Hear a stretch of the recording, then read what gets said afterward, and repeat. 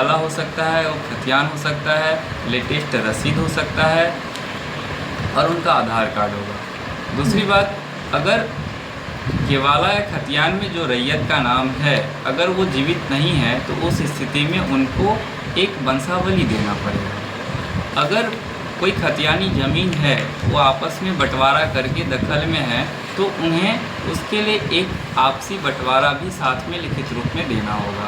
मोटा मोटी यही दस्तावेज दे के प्रपत्र 2 आप हमें जैसे किसी के पास मान लीजिए खतियान है, रिविजनल खतियान उसके पास नहीं है, तो क्या जो डिजिटल उपलब्ध है इंटरनेट पे वो खतियान दे सकता है रसीद के साथ में लगा कर? जी बिल्कुल दे सकते हैं।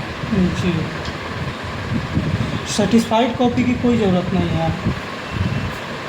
रसीद बहुत पुराना है, जैसे किसी रैयत का डर है कि मेरा 1980 में, 90 में, 85 में, 2005 में, 10 में, 15 तक रसीद कटा हुआ है, ऑनलाइन जमाबंदी नहीं है या जमाबंदी में परिमार्जन नहीं हुआ है, कहीं प्लॉट जीरो तो कहीं रकबा नहीं दिखा रहा है, ऐसा प्रॉब्लम है, तो उसके लिए मतलब क्या उन लोगों का भी अच्छा से सब कुछ दिक्कत नहीं ना है? देखिए सर्वे सबका होना है। अगर किन्हीं का लेटेस्ट रसीद नहीं कटा है तो उनका एक सलाह रहेगा कि वो आप कटवा लीजिए तो बेटर रहेगा, अन्यथा वो अपने दस्तावेज़ के आधार पे बाकी और जो दस्तावेज उनके पास है उसको अटैच करके प्रपत्र 2 भर सकते हैं फिलहाल।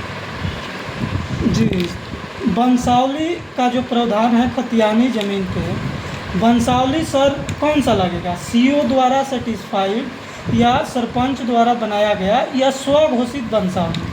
क्योंकि बहुत सारे जगहों पे रैयतों में डर बना हुआ है कि अंचल से अपडेट कराइए 1 महीना ही, मतलब काफ़ी परेशानी होता है सीओ द्वारा जो वंशावली निर्गत किया जाता है उसको बनवाने में। सर इसके लिए भी कोई परेशानी की बात नहीं है, आप जहाँ से भी बना के लाइए वो वैलिड है, मान्य है।